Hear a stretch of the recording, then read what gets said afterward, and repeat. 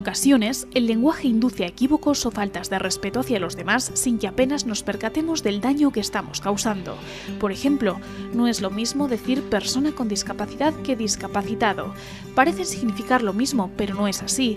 Lo correcto es decir persona con discapacidad, que se refiere a aquellos que presentan algún tipo de limitación para el desarrollo de las distintas actividades de su día a día, pero que poseen capacidades distintas, mientras que la expresión discapacitado, por el contrario, da a entender que esa persona es incapaz, nada más lejos de la realidad. Para aprender a hablar y escribir correctamente, el Instituto Universitario de Integración en la Comunidad de Salamanca trabaja día tras día de manera ardua, precisamente porque el lenguaje puede ser integrador o separador de los miembros de la sociedad. Pero el trabajo del INICO no solamente se centra en el lenguaje, sino también, por ejemplo, en la literatura, y es que su última publicación trata de las características que aportan las lecturas para los más pequeños, que tienen como protagonistas a personajes con discapacidad. Los institutos nacen por una necesidad interdisciplinar diferente a lo que habitualmente se encuentra en las facultades, ese es el sentido.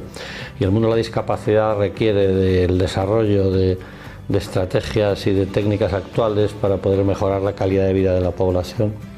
Entonces el instituto nace con la finalidad de hacer formación de alto nivel, especializada, también para sensibilizar en general a la sociedad y luego para desarrollar investigación aplicada, vinculada con las organizaciones sociales. Y bueno, eso es lo que hacemos, colaboramos con las administraciones y con las principales organizaciones en proyectos de investigación aplicada que van dirigidos a mejorar su situación en el empleo, la inclusión educativa o mejorar el bienestar personal de quien tiene discapacidad.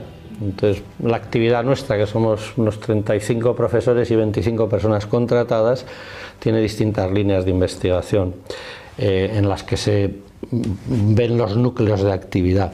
Esos núcleos de actividad están centrados en inclusión laboral, inclusión educativa, políticas públicas, calidad de vida y bienestar, que es una de las más relevantes o conocidas, autodeterminación de la persona. En torno a eso, los profesores, investigadores, desarrollan proyectos y hacen actividades, digamos, que buscan siempre una utilidad práctica. En ese sentido tiene una característica diferente a otro tipo de institutos que son solo investigación. Entonces, una investigación con transferencia de conocimiento a las prácticas, de manera con un impacto directo en la vida de las personas. Somos el único de España porque la baja financiación que tienen los institutos como el nuestro, o la escasa o la nula a veces, depende solo de proyectos que captas. Afortunadamente captamos muchos proyectos, el año pasado hicimos ya 20 años y tenemos pues una actividad importante y reconocida en España y fuera de España, esa es la realidad. Nosotros hacemos unas jornadas científicas cada 3 años, hacemos mucha actividad todos los años, ¿no? De sensibilización y de formación, pero hacemos unas jornadas científicas muy reconocidas a nivel internacional en España y el mundo hispano, no solo, pero como las hacemos en español, básicamente ahí, también con Portugal asistiendo, ¿no? Y este año nos propusimos al hacerlas, digamos, trabajar algún tema nuevo. Hace 3 años habíamos trabajado el tema del humor y sacamos un libro sobre la discapacidad y el humor y vinieron a compartir con nosotros humoristas en concreto, por cómo pintan ellos, cómo dibujan, por qué dibujan, qué tipo de humor se puede hacer sobre la discapacidad.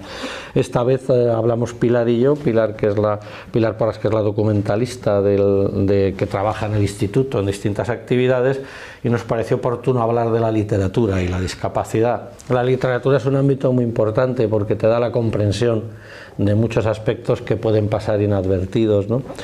Los literatos, la gente que escribe, suele hacer una expresión mejor que el resto de los demás, por eso leemos los libros, ¿no? Por la expresión tan buena que te producen, por el descubrimiento de ideas diferentes o la transmisión de conocimiento, ¿no? Y entonces nos pusimos a trabajar sobre una revisión de todo lo que existe en lengua española en los últimos 15 años, bueno, desde 2000, sobre literatura, porque esos son elementos esenciales luego para trabajar en las escuelas y en los institutos, lo que es una comprensión de la población, porque lo que hay es ignorancia muchas veces, ¿no? Pues este proyecto nos reunimos Miguel Ángel y yo y, como bien ha estado explicando, las jornadas en esta ocasión queríamos centrar un poco el tema de la literatura y nos parecía un tema potente e interesante porque muchas de las actitudes que queremos variar en la sociedad pueden intentar empezarse a variar a través de la literatura, por la capacidad que tenemos de empatizar con los personajes que aparecen en la ficción. Discalibros es un blog que comencé en el 2012 y que conjuntaba la literatura y la discapacidad. Lo que hacía era incluir reseñas de todos los libros que yo había leído sobre discapacidad, en la que los personajes con discapacidad tenían una función importante, ¿no? Es un tema, la lectura siempre me atrajo y al empezar en el 1999 en el INICO, pues incluí el tema de la discapacidad en mi literatura, ¿no? en el abanico de mis lecturas. A mí cada vez me fue atrayendo mucho más todo este tema y en el 2012 me decidí a hacer un blog sobre la literatura y la discapacidad. Es un blog que he movido mucho, ha tenido, pues sí, yo creo que bastante repercusión por redes sociales y cuando decidimos hacer esto, sí que Discalibros sirvió de base para poder desarrollar todo este proyecto, ¿no? En el blog sí que desarrollo más todo el resumen que hago sobre el libro. Incluyo notas, incluyo artículos que pueda haber, incluyo otras noticias sobre un libro concreto, entonces son posts mucho más extensos. En el libro que hemos hecho de La voz de la discapacidad hemos hecho un pequeño resumen.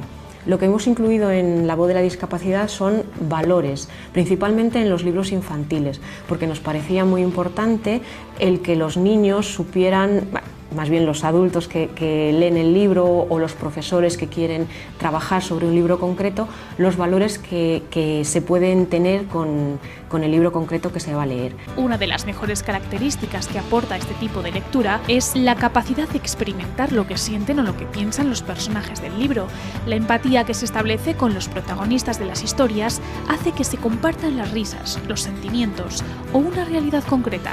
Por ello, los libros que cuentan historias, ya sean infantiles o para adultos, que muestran circunstancias distintas a las que uno puede vivir, ayudan a aceptar la pluralidad y la diversidad. Este es uno de los múltiples proyectos en los que se encuentra embarcado el Instituto Universitario de Integración en la Comunidad. Su última publicación, pero todavía queda mucho camino por andar para que la sociedad no separe a aquellos que cuentan con capacidades distintas, pero que no por ello son incapaces.